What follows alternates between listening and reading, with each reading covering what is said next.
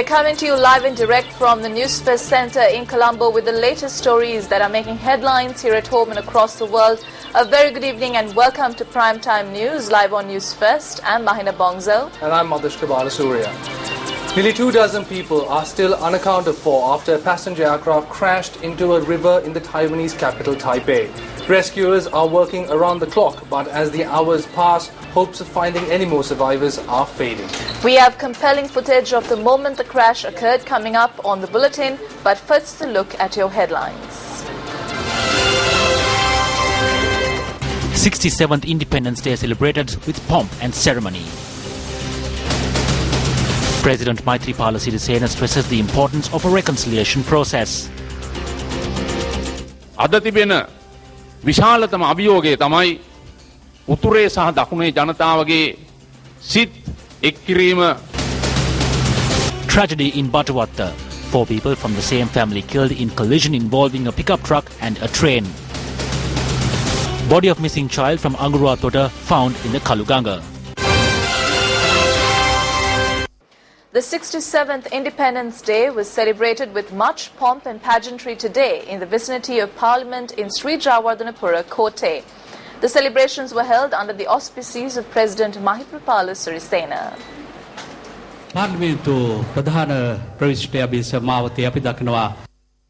The 67th Independence Day celebrations got underway ceremonially with the arrival of President Maithripala Sirisena.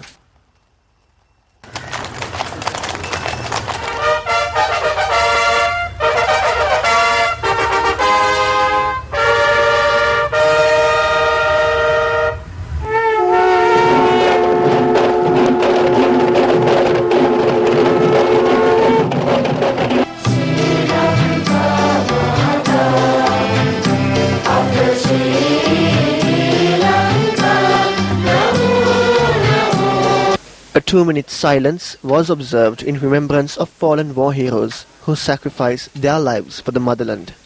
Subsequently, the President was accorded a Guard of Honor by the Tri-Forces.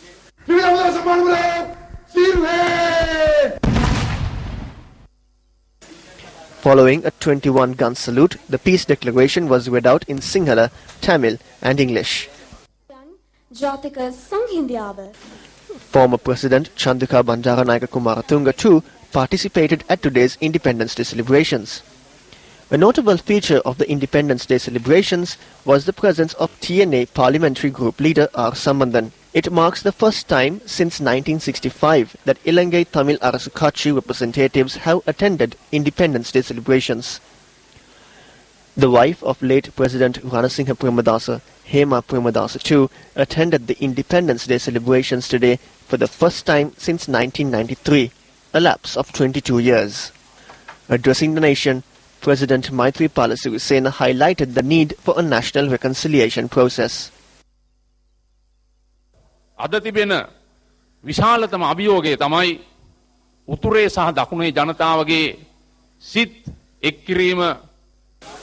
The biggest challenge we are facing today is unifying the minds of the people in the north and the south and taking our great motherland forward by creating a national consensus through reconciliation and harmony brought about by a national reconciliation process.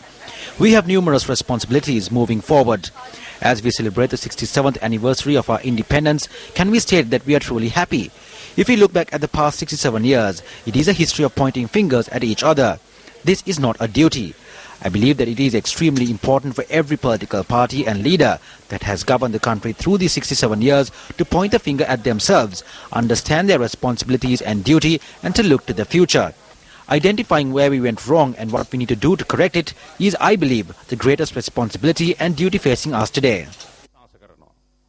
අපිට වැරදුන තැන් මොනවාද? අපි ඒවා නිවැරදි කරගන්නේ කෙසේද කියන කාරණය වර්තමානයේ අප තුල පවතින විශාල වගකීමක් සහ යුතුයකමක් ලෙස මම දකිනවා. The President also spoke on the government's future course of action. අන්තර්ජාතික වශයෙන් අපේ විදේශ ප්‍රතිපත්තිය ශක්තිමත් කරමින් මධ්‍යස්ථ විදේශ ප්‍රතිපත්තියක්. We will strengthen our foreign policy internationally and take a moderate stance, maintaining cordiality and friendliness with all nations. We are committed to use the learning from new technology in the new world and work towards broader development of our great motherland. While we must introduce the next generation to new technology, we must also integrate them with the new world. I must especially note that as a government that has identified the thoughts and aspirations of the next generation, we will work towards ensuring that their hopes are fulfilled. Through a moderate foreign policy, we will secure the support of all those in the international community, follow the precepts of the UN Charter, secure international support and fulfill the task of making our country one of the most enlightened states in the world. අපේ උතුම් රට ලෝකේ ප්‍රබුද්ධ රාජ්‍යයක් ලෙස ගොඩනැගීමේ කාර්යය අපි පැහැදිලිවම ඉටු කරනවා. Following the President's address, the parade, which comprised of 5,922 personnel from the Tri-Forces, Police and Civil Defence Force, was held. අප්‍රේල් මාස පළවෙනි දින ස්වේච්ඡා බලායනියක් ලෙසින් වත්මන් යුද්ධ වරණ සහ මාර්තු 15 වෙනි දින ආරම්භ කළ මෙරුන් හිස් රැස්ම දරා නොහැත් නාවික දියත් උදානයට අයත් නාවිකයන් තම නිහඬ සේවය ආචාර්ය ජනපති රාජ්‍යයට ලෙස සමුදායේ වෛද්‍ය උපන් දේශයට මහඟු සේවා සමුදාව ශ්‍රී ලංකා ගුවන් හමුදාව පිළිබඳ පෙරටුවෙන් ගමන් කළ පොලිස් තූරේ පැරණිතම ආරක්ෂක විශේෂ කාර්ය බලකාය සමාජ විරෝධී ක්‍රියාව වැඩ සිවිල් ආරක්ෂක බලකායේ ලුතිනන්ට් කර්නල් චිල්කරාගට. The cultural exhibition portraying the Sri Lankan identity added colour to the celebrations. ශාන්තකර්ම තුල සමන් දෙවියන් වෙනුවෙන් අපේ නාට්‍යයක් සඳකතුරු ජාත්‍රිකය ආත් කරන්නේ තියෙන ඉලේ තියෙන පාටිලේ. Let's now take a look back at the path to independence. A new sun rises over Independence Square, which stands as the sole witness to the efforts of countless heroes which led to its construction. Mid-November in the year 1505, a fleet of Portuguese ships makes port at Colom Tota. This brought to an end the freedom enjoyed by the nation for centuries. Lorenzo de Almeida raised the standard of the Portuguese monarch in Colom Tota, a foreboding symbol for the people of Sri Lanka. In 1517, the Portuguese brought the coastal belt of the country under the conqueror's yoke. The Portuguese maintained their superiority for over a century until in September 1655, they were challenged by the invading Dutch forces led by Gerard Haupt. The Dutch colonial era, which commenced then, only ended in 1796 when the English invaded the country seeking to establish their power in the region. Purchasing the services of the mercenary Muron regiment, which served in the Dutch forts around the coast, the English first took over control of the coastal belts. Ensuring their dominance over the rest of the island was not an easy task. In order to establish their kingship over all of Sri Lanka, the British needed to acquire the sacred tooth's relic and had to defeat the kingdom in the central hills. However, with great cunning, the English sought to divide and conquer, preying on existing differences between the Nayaka dynasty of kings and the nobility. Securing the support of the Saburagama Disave and Maha Adhikaram, Ahalepola Mahanilame, whose family had been brutally executed by the king, the British were able to solidify their hold on power, which led to the signing of the Treaty of 1815, which ceded power to them.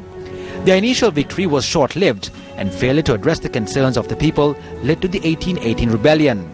However, the English further solidified their stranglehold on power by sowing discord among the nobility, which led to the execution of the leaders of the 1818 rebellion, including Veera Monnaravila Kapatipola. In 1848, a second rebellion was launched in Matale under the leadership of Gongale Godabanda and Veerapuran Appu, but this too was defeated. The National Council, established in 1917, and the temperance movement of Anagarika Dharmapala became the new faces of a political struggle to gain independence non-violently.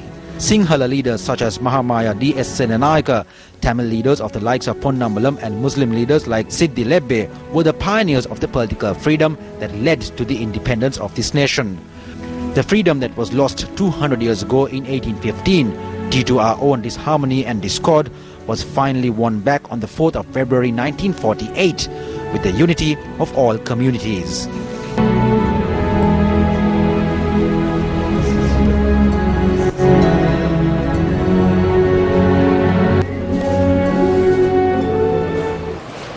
The President, Prime Minister and Opposition Leader issued messages today in lieu of the 67th Independence Day. In his message, President Maithripala Sirisena said the celebration of this 67th anniversary of our independence is of special significance as it sees the launch of a new era of good governance in the country. He says the strengthening and progress of peace in our country requires social, political and economic policies that give the highest priority to the needs of the people.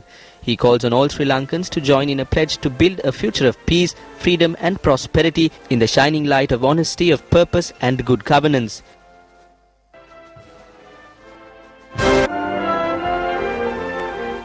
Prime Minister Ranil Wickremesinghe says that the country is celebrating the 67th anniversary of independence while a civilized political culture is being created in our beloved motherland. He says that our aim is to emulate the dignified royal tradition of the Lecchavi kings whereby people would meet peacefully, discuss issues peacefully and disperse peacefully in order to ensure good governance and build a united and prosperous nation. Opposition leader Nimal Siripala de Silva in his Independence Day message says that on this occasion of Independence Day celebrations, we must dedicate ourselves to promote social and mutual understanding among all communities and religions. The message further reads that on this important occasion, we must all resolve to make our independence meaningful by supporting the program of work initiated by the President to create a better tomorrow for the Sri Lankan people. Foreign leaders, including Queen Elizabeth II of the United Kingdom, also extended their best wishes on the occasion of Sri Lanka's 67th Independence Day. Britain's Queen Elizabeth II, in a message to the President, has sent wishes of happiness and prosperity to Sri Lanka to mark the country's Independence Day today. Indian Prime Minister Narendra Modi took to Twitter and posted his best wishes in Sinhala, Tamil and English languages. His tweet read, "On their Independence Day, my greetings to people of Sri Lanka. The bonds of history, culture and shared values that we share are unbreakable." In a later tweet, the Indian Prime Minister also noted that he is looking forward to welcoming President Maithripala Sirisena when he arrives in India. Chinese President Xi Jinping too issued a message of congratulations on the occasion of Sri Lanka's 67th Independence Day. In his message, Xi said China and Sri Lanka are traditionally friendly neighbors and relations between the two countries have remained unshakable and become even firmer as time goes by. Recalling his successful state visit to Sri Lanka in September 2014, Xi said he was deeply touched by the Sri Lankan people's profound sentiments and friendship towards the Chinese people. Meanwhile, over 500 prisoners were granted a general amnesty today, parallel to the 67th Independence Day celebrations. We have the full story later on in the news bulletin. Moving on now, an event organised by the National Shura Council was held at Independence Square today to mark Independence Day.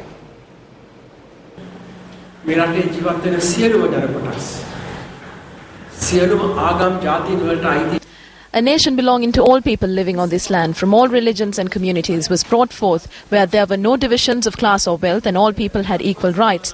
In the present day, we have been given a greater opportunity than ever before to rebuild the peace and coexistence among the communities. The government has come forward to achieve this, but the government cannot do it alone. Your support and cooperation is needed to establish a just and law-abiding country.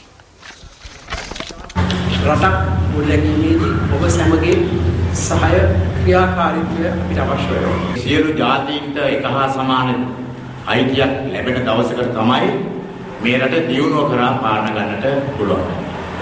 This country can only move towards progress when all communities have equal rights. Something that I have always said is that the pride of the Sinhalese, the pride of the Tamils and the pride of the Muslims must be upheld. It is only by uniting all of them that we will be able to restore the pride of Sri Lanka. It is not possible otherwise.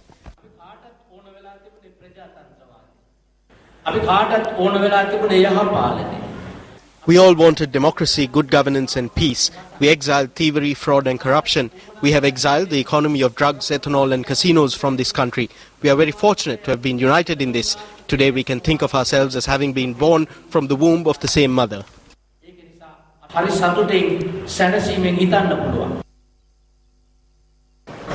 Moving on to a story that is making global headlines. At least 23 people have died after Trans-Asia Airways plane clipped a bridge and crashed into a river near the Taiwanese capital Taipei. 58 people were on board the domestic flight. At least 15 people are believed to have survived, with 20 still missing. Footage of the crash as it happened was captured by cameras on passing cars. Footage of the plane apparently filmed from inside passing cars showed it banking sharply, hitting a taxi and clipping a bridge before crashing into the river.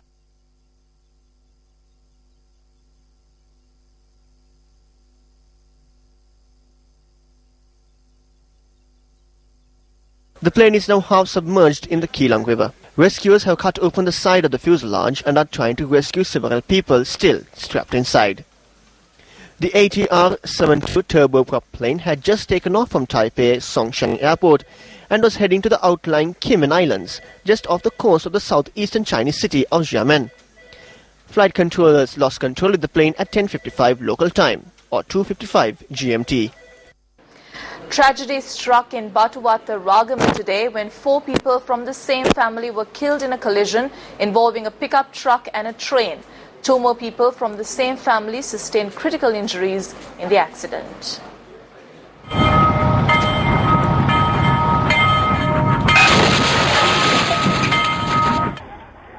The accident occurred when the pickup truck travelling from Kandana to Ragama collided with the Rajarata Rajana train bound from Vaunia. The accident occurred at a level crossing close to the Batuwata railway station this afternoon. The cab stopped a little below. However, as the train approached, the driver panicked and the accident took place.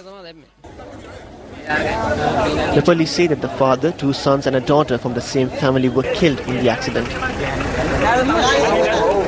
They were aged 51, 19, 14 and 21. A 41-year-old mother and 11-year-old daughter who were injured in the accident are being treated at the Ragama hospital. A hospital spokesperson said the young girl is receiving treatment at the ETU of the hospital. The railway control room noted that the Rajarata Rajana set off again to Vaunia following a 45-minute delay.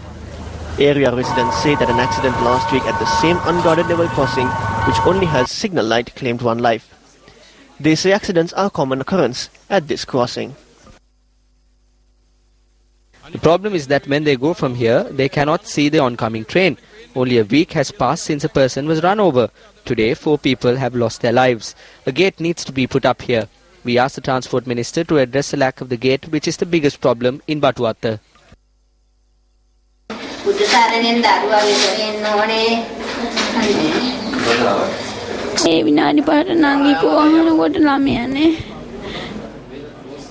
Any hopes of finding Imesha Devmani, who went missing in the Veerawata area in Agurwata, Horana yesterday, were shattered today upon her relatives receiving the news that the body of 1-year-old Imesha was found in the Kaluganga this morning, not far from their home. අපි මේ රැඳිලා ඉන්නේ ඉමේෂගේ ආච්චිගේ ගේ ඉස්සරහා. ඉමේෂගේ අම්මා ඊය හවස 2:00 විතර ඉමේෂට බත්. We are here opposite the residence of Imesha's grandmother. Imesha's mother last fed her at around 2:30 in the afternoon yesterday at this very spot. It would have been just minutes after Imesha's mother left her to keep the plate at her residence just 10 meters away from here that she came here to find out that her daughter was missing. Factually, Imesha must walk for around 8 meters ahead to reach the bank of the river. If Imesha walked these 8 meters and to the backyard of her grandmother's house, this is the only area where Imesha is most likely to have fallen into the river. වැටෙන්න තියෙන එකම ස්ථානය අපි මේ රැඳී සිටින බෑවුම. තිනින්ද එනක අයියෙකු කිව්වා මේකසේ බෝගිය කිය තාත්තනයි මට ගෙඩි දෙකක් ගෙදී කීක අයියෙකු කිව්වා මට ඉතින්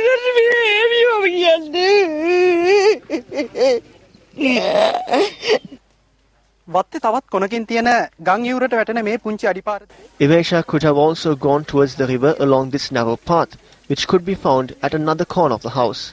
But the question here is, could Imesha have gone along this path to the river amidst all of these rocks in the span of few minutes? ගම් යුර අයිනට යන්න හැකියාවක් ලැබුණද කියන කාරණේ. පොලිස් බල්ලා මෙතන දෙපාරක් තුන් පාරක් ඔය ඔතන කැරකුණා.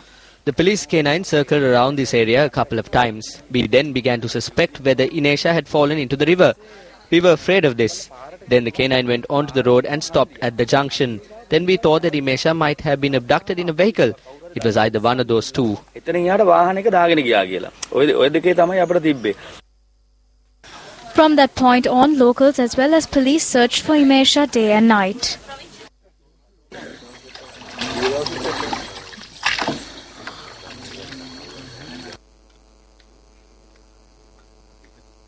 As the Navy continued the search operation in the Kaluganga this morning, it was at around 10 a.m. that the body of Imesha was found around 500 meters away from her home, stuck in reeds on the riverbank.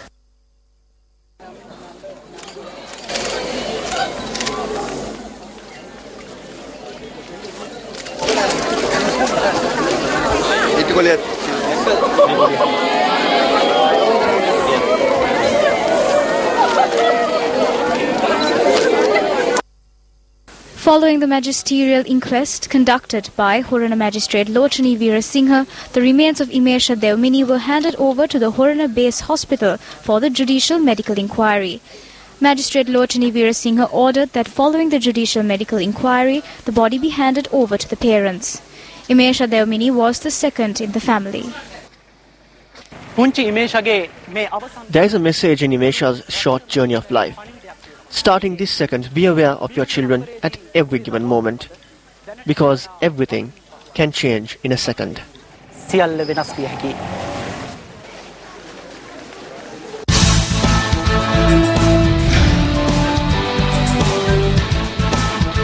In your developing story tonight, the Department of Meteorology states that showers may occur from time to time in several areas, including in the districts of Hambantota as well as the eastern, Uwa, central and north central provinces.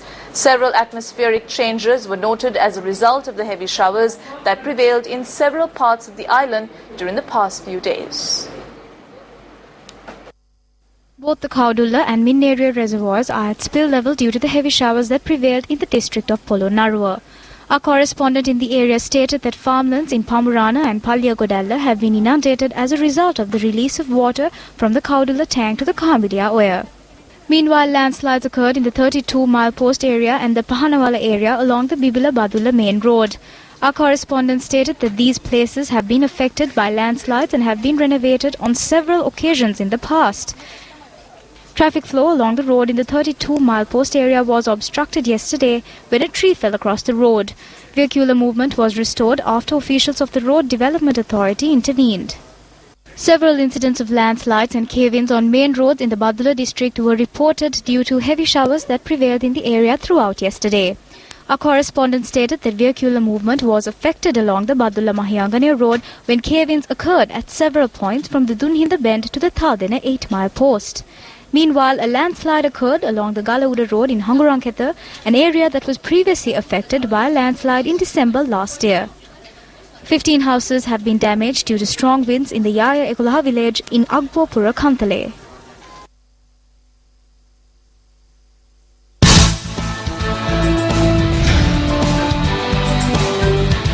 TNA parliamentarian P. Ariyanendran says that he was offered 50 million rupees by former Sports Minister Mahindananda Alutgamage to join the government and obtain a ministerial portfolio.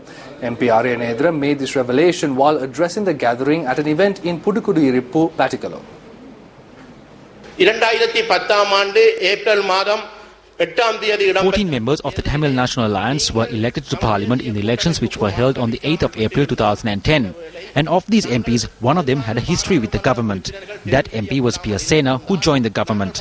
At that instance, former Sports Minister Mahindananda Alutgamage invited me to join the government as well. He asked me to immediately join the government and assured me a ministerial portfolio, a house in Colombo and a sum of 50 million rupees. At that time, I gave him a firm response. I stated clearly that we cannot be bought over.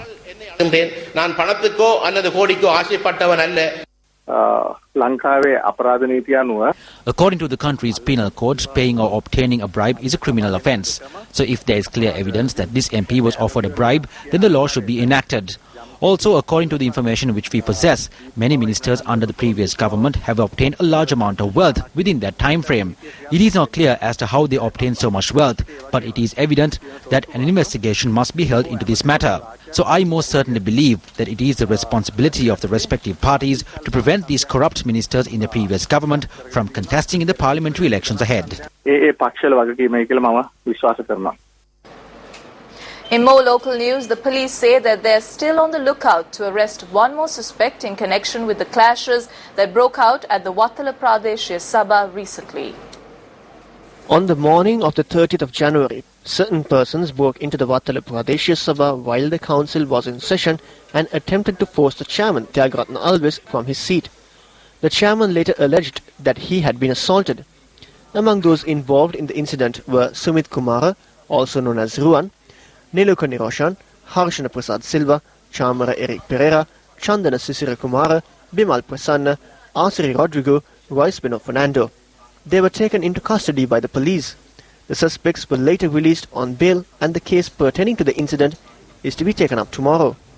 Meanwhile, speaking in Parliament on the 2nd of this month, Opposition leader Nimal Siripala de Silva cited the Wattala incident as one of the reasons for a no-confidence motion against Minister John Amaratunga, which they will present in Parliament. Kitulgala is the only place in Sri Lanka for adventure sports lovers to enjoy the thrills and spills nature has to offer. However, certain actions have posed a grave risk to the natural environment in Kitulgala as well as to the tourism industry which depends on it. News First visited this tourism hotspot to look into this threat and its possible outcome.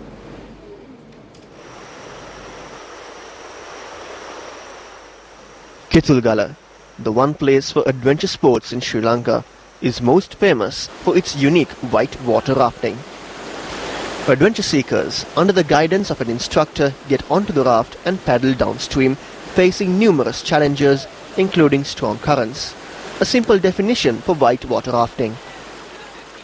British national Peter Stewart is considered to be the father of white water rafting here in Sri Lanka, after identifying Kitulgala as the one place for the sport. Eventually, many more followed the footsteps of Stewart, establishing the hub of adventure sports. Kitulgala is a place that is unique in the entire world. This had developed the entire tourism sector of Sri Lanka. This zone in the centre of Sri Lanka, famous for adventure sports, needs to be transformed into an adventure zone.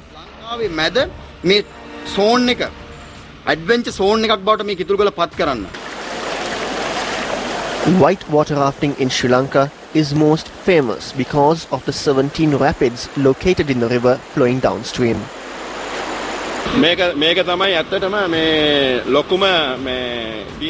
This is the biggest rapid that you come across while engaged in white water rafting. Across a 5-kilometer stretch, there are 7 such rapids. This sport erases the fear in people and also changes the attitude. A true leader is created through these sports.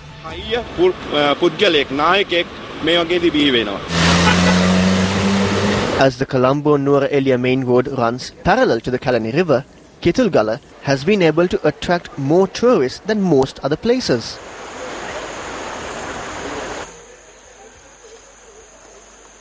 It was my first time to go on this boat, and I think all people should use it. It's amazing. This river is an amazing river. It's an amazing experience. It's a great opportunity, I think, for Sri Lanka to push itself to really the top of the ecotourism sort of boom. It's great. Yeah, really fun. I think this place may be the most beautiful in Sri Lanka. So I will be enjoy this journey. Be back soon.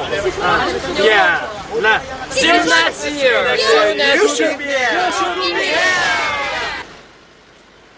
Many hotels and other sources of income depending on white water rafting were also born in Kitulgala. I believe that eco-adventure tourism, the heart of it in Sri Lanka, is based in Kitulgala. It is blossoming, it's developing, it's growing. You could see it today. There were traffic jams. People have invested in this tourism zone. Agents, promotion, video, photography. It's out there around the world. Come to Sri Lanka. We have whitewater rafting. It's part of a fixed itinerary, and that's all about to be changed with no alternative.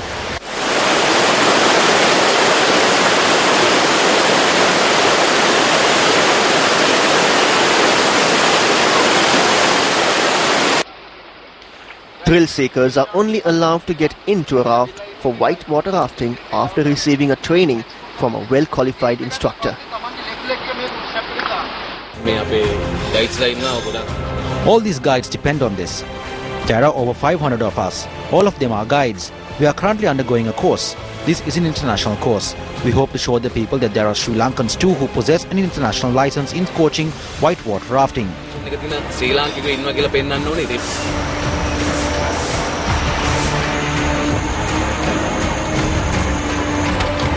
However, a certain construction in the area has posed a question regarding the future of the lives of those who depend on this scenic environment.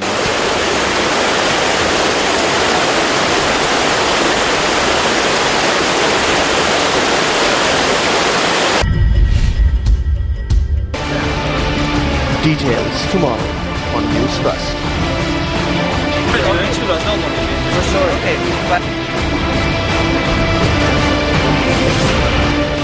Welcome back to the news. Still in local news, 557 prisoners were granted a general amnesty today, parallel to the 67th Independence Day celebrations. Commissioner General of Prisons Chandaratna Pallegama noted that selected inmates from 29 prisons across the island were granted a pardon. Among those who received their freedom are 17 women. The Commissioner General of Prisons noted that inmates over the age of 75 and inmates who are in prison due to the inability to pay fines were eligible for the pardon. 62 inmates of the Valikada prison received their freedom today. 58 prisoners were released from the Kalutara prison, while 7 were freed from the Vaunia prison. Selected inmates were also released from the Trincomalee, Mathura and Batticaloa prisons. Pallegama also noted that 612 prisoners received a general amnesty earlier this year, parallel to the visit of His Holiness Pope Francis. He added that all prisoners serving long prison terms would see a week reduced from their term for each year already served. Speaking at a function in Tissa Maharama today, Minister of Housing and Samruddhi, Sajid Premadasa, said that via his ministry he intends to grant a special concession to families of military personnel. The event was organised to welcome Minister Sajid Premadasa. We will never gain freedom if we do not grant the required concessions for the people to live. If we surpass this great challenge, we can transform this freedom we are celebrating into an even more complete and fulfilling freedom. We are committed towards providing concessions to the families of soldiers who sacrifice their lives for the country. Through the Ministry of Housing and Samruddhi, I hope to grant a special concession to these families. We assure you that we will make this happen. Following the welcoming ceremony, Minister Premadasa arrived at the Rangiri Lena Rajama Vihara in Beralihela, Tissa Maharama. The minister donated material for the Chaitya at the Vihara, which is under construction, following which he donated a bus to the Katharagama bus depot, which will ply from Katharagama to Colombo via Beralihela Hambantota.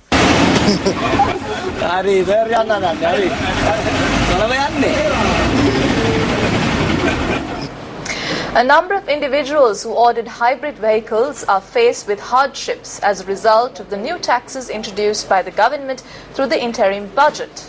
They request the government to provide concessions for vehicles where letters of credit were opened before the interim budget was produced. The Minister of Finance, meanwhile, says that though tax concessions for vehicles ordered for personal use could be given consideration, the tax rates on vehicle imports done for business purposes will not be revised. Through the tax proposals in the interim budget that was presented in Parliament, the prices of hybrid vehicles have increased by between 700,000 and 1.2 million rupees. Speaking at a media briefing convened yesterday, a group of consumers who have already opened letters of credit or LCs to import hybrid vehicles noted that they are now facing a serious crisis. We have made payments for vehicles obtaining the maximum possible amount in loans from banks. We have even sold the vehicles we had for this. It was against such a backdrop that we ordered these vehicles. With the tax that has been imposed now, we cannot get these vehicles cleared. We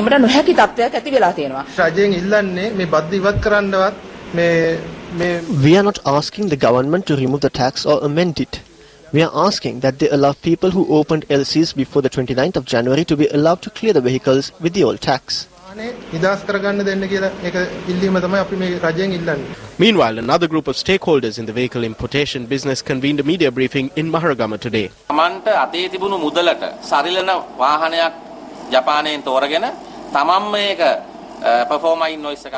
The people here are those who selected a vehicle they could afford from Japan, opened LCs themselves and ordered the vehicles. After the 29th, they cannot reverse LCs that have been opened or close it because it is non-negotiable. These people are in a very difficult position now. We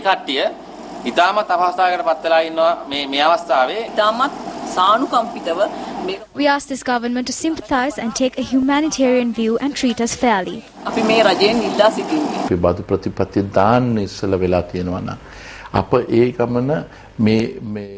Before introducing our tax policy, we obtained some views. In truth, I am not aware of the legal backdrop in this manner, so I will consult our lawyers and in cabinet, and if these have been brought down at a personal cost, be it 50 or 100 vehicles, we are bound to assist them. But as the finance minister, I wish to state clearly that we will not consider it if it is a business matter.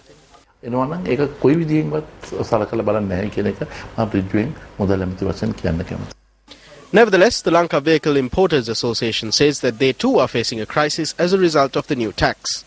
There was a 50% excise tax on hybrid vehicles, which has been increased to 80%. The lowest value vehicle will increase in a price by 700,000 rupees. This is not sustainable.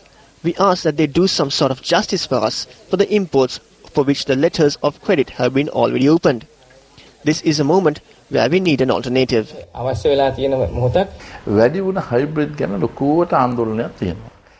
There is a major controversy regarding the hybrid vehicles. In previous budgets, what would happen is that once such views are expressed, the vehicle association representatives would go and meet officials or people in the Rajapaksa regime and then get it through the back door at a reduced price. Under the Maithripala Sirisena and Ranil government, this has been taken away. We are creating a policy to forge ahead with this instead of collapsing it in a moment.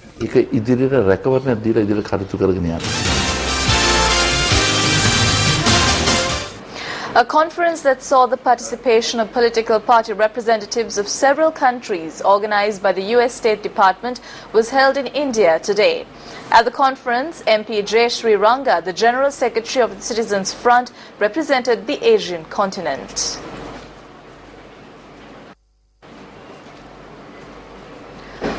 Politicians representing several countries attended this discussion organized by the US State Department.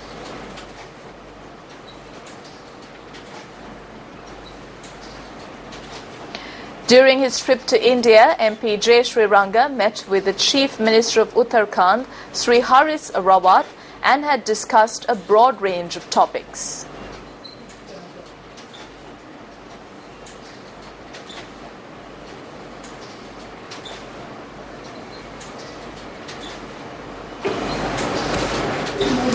General Secretary of the Citizens Front, MP Jayashree Ranga, was the only individual in representation of the Asian countries to receive an official invitation to the conference.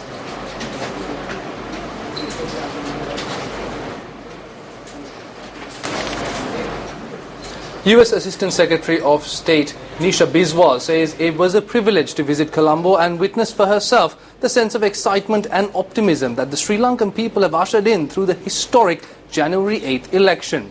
Issuing a statement on the conclusion of a three-day visit, Biswal noted that in her meetings with government, civil society, private sector and political parties, she heard a consistent message of hope about translating this promise into a brighter reality for all Sri Lankans. Biswal says that she had very productive conversations with President Maithripala Sirisena, Prime Minister Ranil Wickremesinghe, Foreign Minister Mangala Samaravira, Finance Minister Ravi Karunanayake, Urban Development Minister Rauf Hakim and State Minister for Defence Ruwan Wijewardena. The US Assistant Secretary of State for South and Central Asian Affairs adds that in her conversation with the TNA leadership, she heard their perspective for meaningful progress on reconciliation and political inclusion to ensure a peaceful, prosperous future for their constituents within Sri Lanka. Adding that there remains a lot of work to be done, Biswal says that the United States looks forward to partnering with the Sri Lankan people to address the challenges and help Sri Lanka realize its true potential. Veteran singer Sisira Senaratne passed away this morning while receiving treatment at the National Hospital in Colombo. Sisira Senaratne was 79 years old at the time of his demise. Born in Chilau, Sisira Senaratne received his education at St. Mary's College in Chilau and Maradana Central College. While his father was an Ayurvedic practitioner, his mother passed away while he was just 3 months old.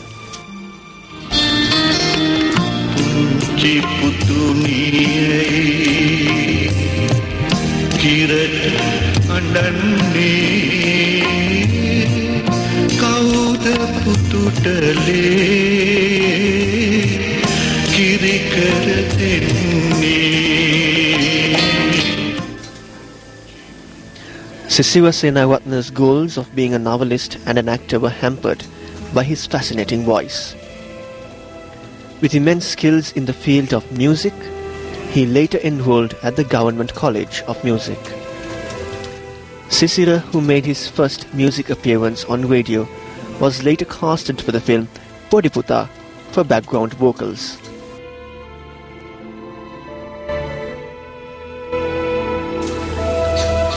On the 31st of May 1956, Sisira Senaratne wedded Indrani Vijay Bandara, who made her music debut in the film Rekava. Sisira Senaratne, who was the music director for the movie Handapana in 1965, was awarded the Best Music Director Award in the 1966 Sarasavi Awards. The music director for the films Punchi Baba, Hitata Hitak, Kaudahari and Senehasa, Sisira Senaratne was also the artist for hit songs such as Handapane Malpipuna, Mage Putata Malyahana Sadana and Pemmadiva, and many more.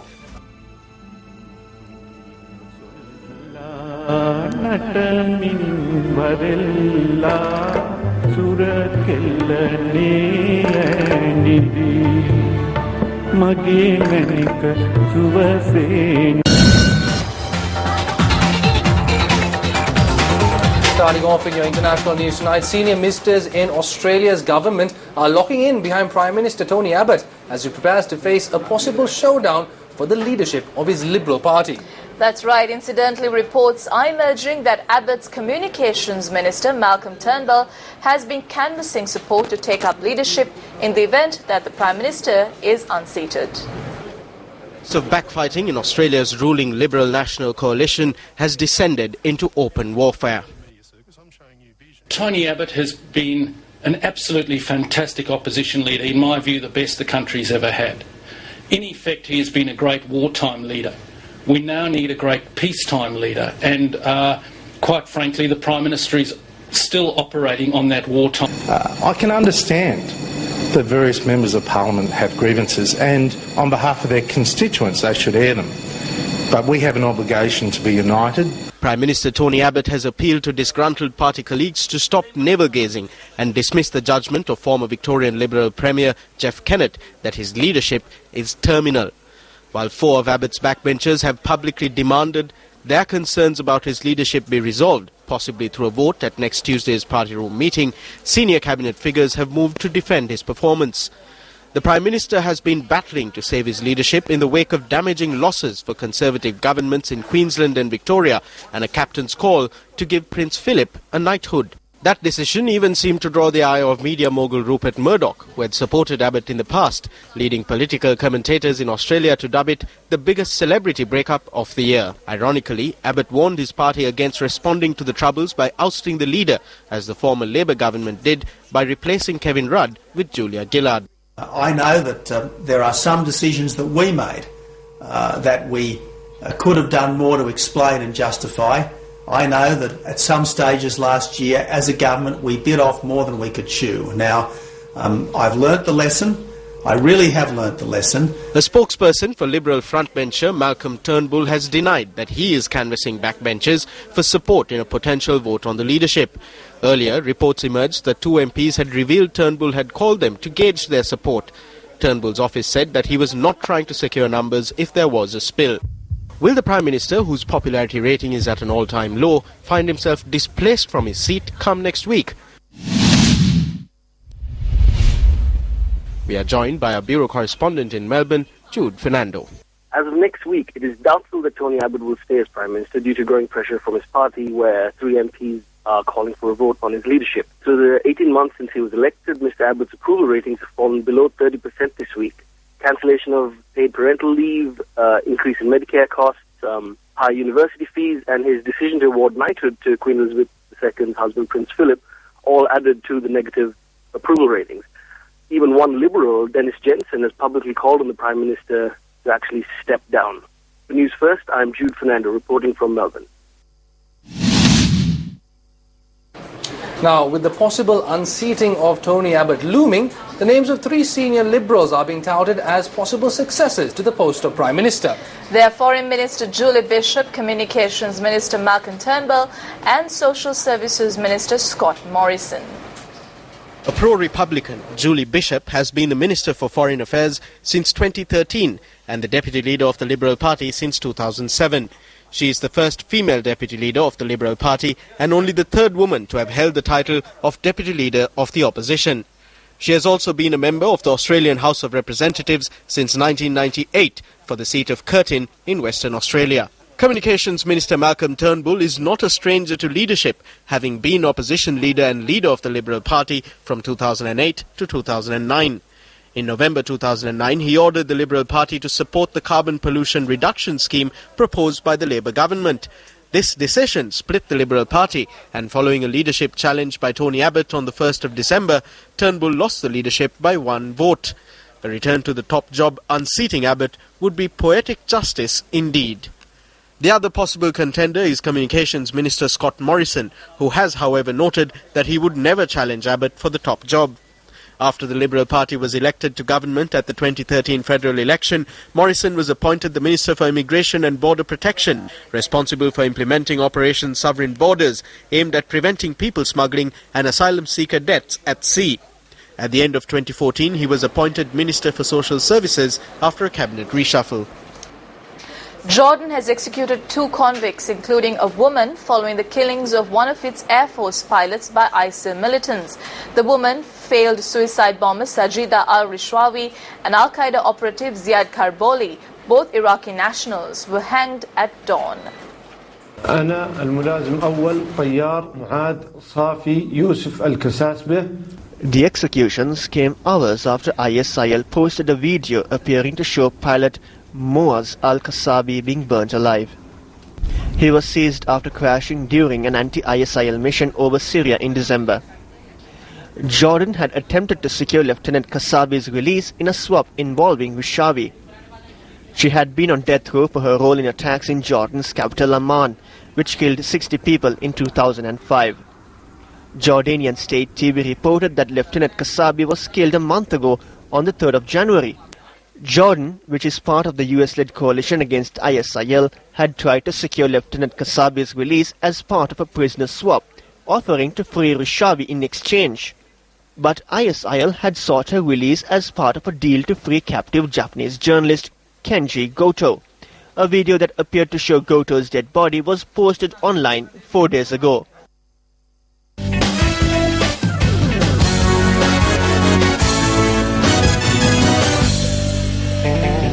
We're just weeks away from the biggest event in the cricketing calendar, the World Cup. Reviving hopes of a full-strength Australian lineup for the World Cup, head coach Darren Lehmann announced today that skipper Michael Clarke, who was suffering from injury, is ready to play in the big event.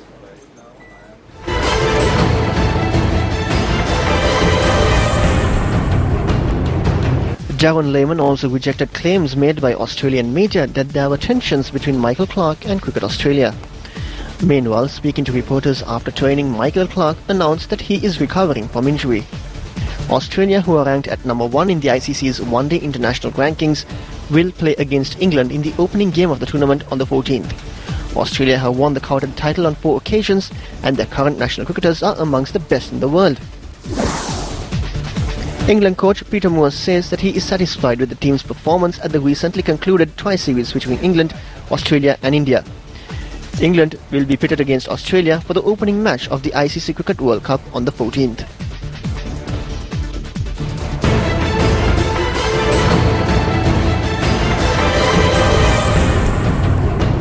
And with that, we wrap up this Independence Day edition of Newsfirst Primetime News. I've been Madhushka Balasuriya. And I'm Mahina Bongza. Thank you very much for joining us. Good night. Good night.